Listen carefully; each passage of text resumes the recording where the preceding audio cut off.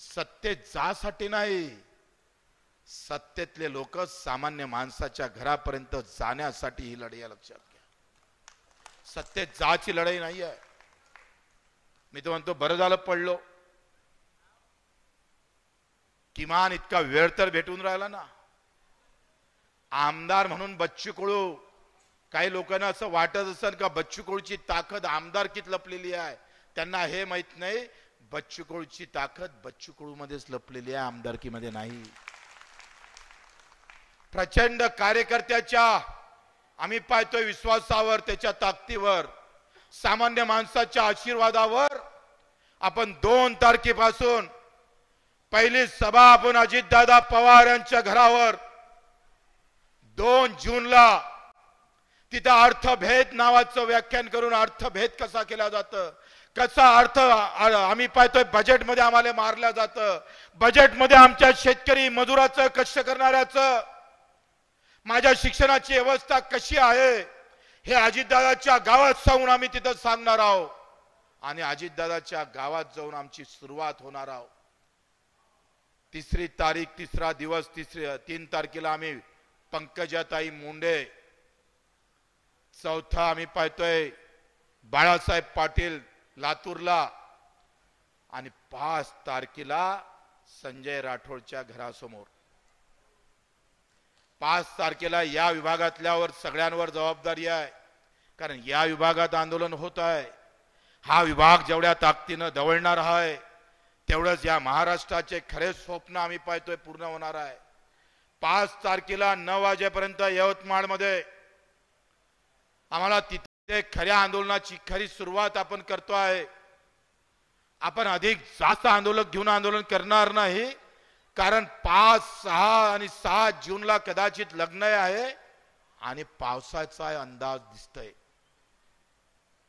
संभाजीनगरला 1 लाख संख्येनं आपण हजर झालो, पण पाऊस आल्यामुळे आपण आपली सगळी तिथली असणारी गर्दी फानोफान झाली. यावेळेस आपण ते पूर्ण लक्ष घालतोय.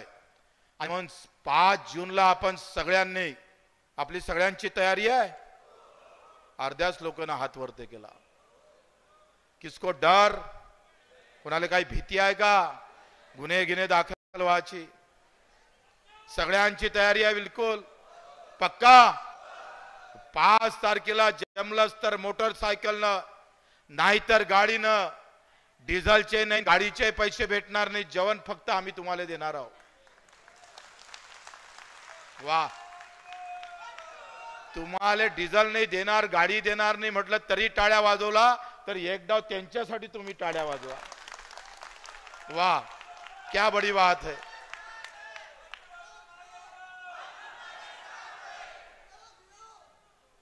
पाच तारखेला यवतमाळला 9 ते 10 वाजेपर्यंत जेवढ्या ताकदीनं होईल, जसा लग्नाले जातोय, जसा एखाद्या तीर्थ आम्ही पाहतोय धर्म कार्यालयात जातोय, त्या ताकदीनं इथं हजर व्हायचं आहे मित्र. एक शेतकरी म्हणून हजर व्हायचं आहे, एक दिव्यांग म्हणून हजर व्हायचं आहे, मी या देशाचा नागरिक आहे म्हणून हजर व्हायचं आहे, आणि इतरांना सुद्धा हजर होऊन आपण सांगितलं का आम्ही ये जीएसटी परत करू. सोयाबीनवर जो ये जीएसटी लागतं तो परत करणार आणि पुन्हा सोयाबीन उत्पादक शेतकऱ्याला 6,000 देणार. बोलायला तयार नाही. आमचा पालकमंत्री बावनकुळे म्हणतं आम्ही कर्जमाफी देऊ, नाही म्हणत नाही, पण तारीख सांगत नाही. आता बावनकुळे आपले पालकमंत्री आहे, तुमचं 15 जून पर्यंत वाट पाहू. तुम्ही जर तारीख सांगितली नाही तर तुमच्या गाडीचा चक्का गायब केल्याशिवाय राहणार नाही. मित्र, ही लढाई अतिशय निकरीनं आणि ताकदीनं लढायची आहे. 5 जून नंतर आपण 5 जूनच्या 12 वाजता आपण यवतमाळ सोडणार, 4 वाजेपर्यंत आपण नागपूरला धडकणार, आणि तिथून परत येताना, कारण आम्ही 1 लाख लोक जमा करायचं ठरलं होतं, पण आता 30 ते 40 हजार लोकच घेऊन जायचे, कारण एवढ्या ताकदीनं गेल्यानंतर पाऊस जर आला तर आपला प्रॉब्लेम होईल. आणि मग तिथून आल्यानंतर आपण थोडं आपल्या कार्यक्रमात चेंज केलं आणि ते आंदोलन आम्ही मोजरीला येऊन मी स्वतः 7 तारखेपासून उपोषण सुरू करणार. जेथपर्यंत